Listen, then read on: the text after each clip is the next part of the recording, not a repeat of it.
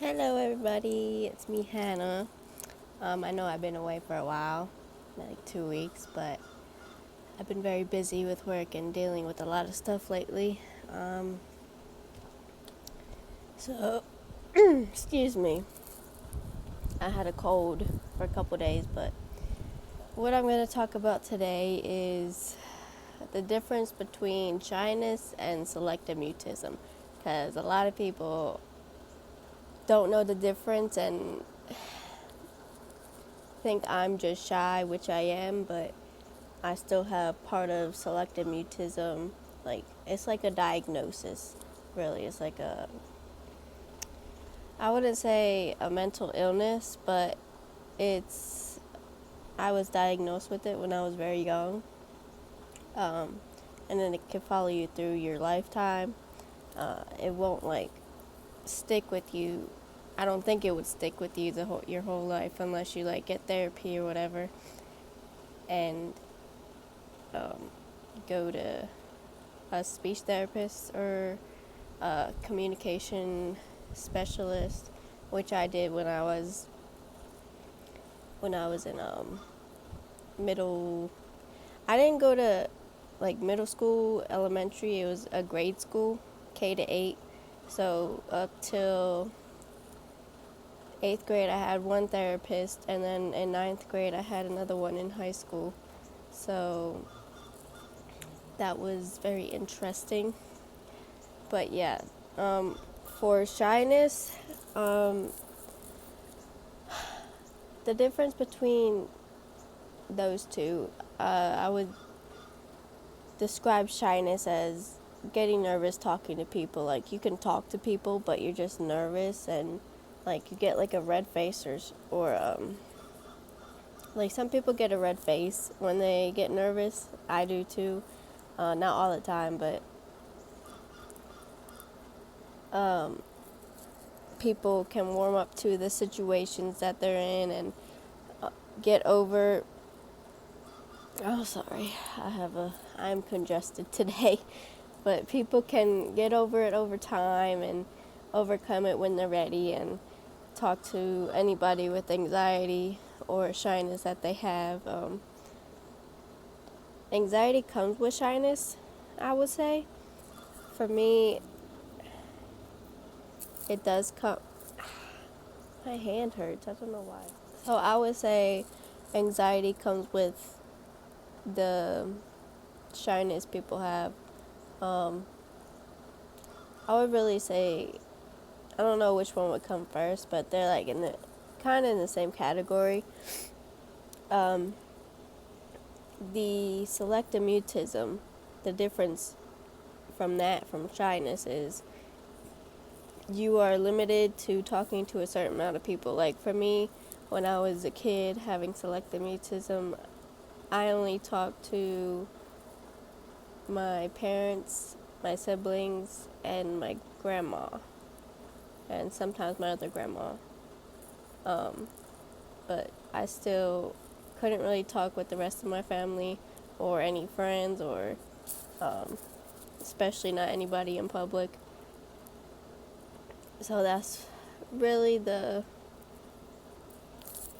point of selective mutism, that you are limited to the amount of people you speak to. And I still have problems with it. Like at work, I'm very quiet. It's just very hard for me to talk and communicate with people. I guess it's so I have to work on it. I've been going to therapy, well, counseling. I couldn't go today because I had to go to work. But that's okay. I'll go next week. Another thing with selective mutism is wanting to speak to people, but you can't. Like for me, throughout my lifetime, really, not just when I was a kid, throughout my life, people would talk to me and I would really want to respond back, but I couldn't. It's like my one speech therapist at school, she would say it's like I'm trying to see the exact word she said. won't be the exact words, but it's like a cat in your throat, or like a frog in your throat, or like cat's got your tongue or something. Like, you want to talk to people, but you can't. You say it in your head, but it won't come out. And some people don't really understand the difficulty that people with selective mutism have with that, and just really communicating in general. It follows you through your whole life, really. For me, it still has problems. I have a lot of problems, but I'm trying to work on it. It gets me very frustrated, and I have a lot of anxiety, which is why I'm going to counseling. Anxiety and communication. I am sorry, I am just a mess today. So selective mutism is diagnosed. I mean, if your kid like has a hard time talking to people, and you have like if somebody's talking to your kid, and they just like freeze and like don't know what to say, like what I'm doing right now, like without talking, if they like freeze and like have like a nervous face, like frozen and stiff body with no expression at all, or if they cling on to their parents, which I did. I would be with my parents all the time and get them to help me, and my siblings as well. If your kid goes through that, then they probably have selective mutism, and they will be diagnosed with that.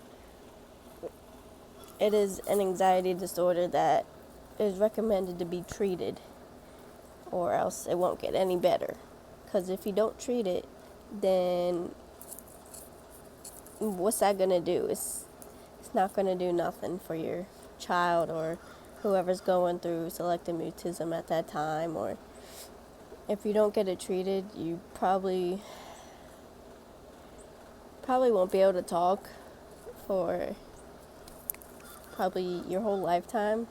I mean, that's my opinion on it, but I don't really know the case of if you don't get therapy or anything like that. It is rare, but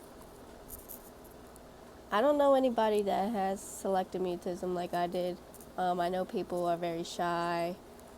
One thing that bothers me is people don't get, like, shyness and selective mutism are not the same. Yes, I'm shy, but I still have the qualities of selective mutism, I guess I would say. Like, I do get stiff or something sometimes if people talk to me, or if I want to say something and I might not have an expression on my face, or just cling on to somebody that I talk to and have them answer for me, or like, it's just hard to explain, really.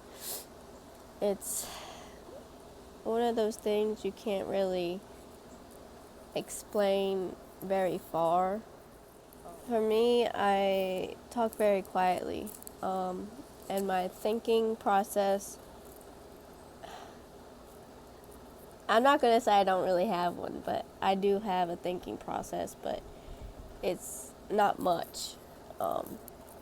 Not much goes through my brain, day by day, minute by minute.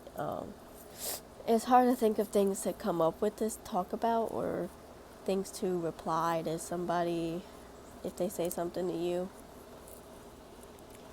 But really, that's it for the differences between selective mutism and shyness. I couldn't get it out for a second.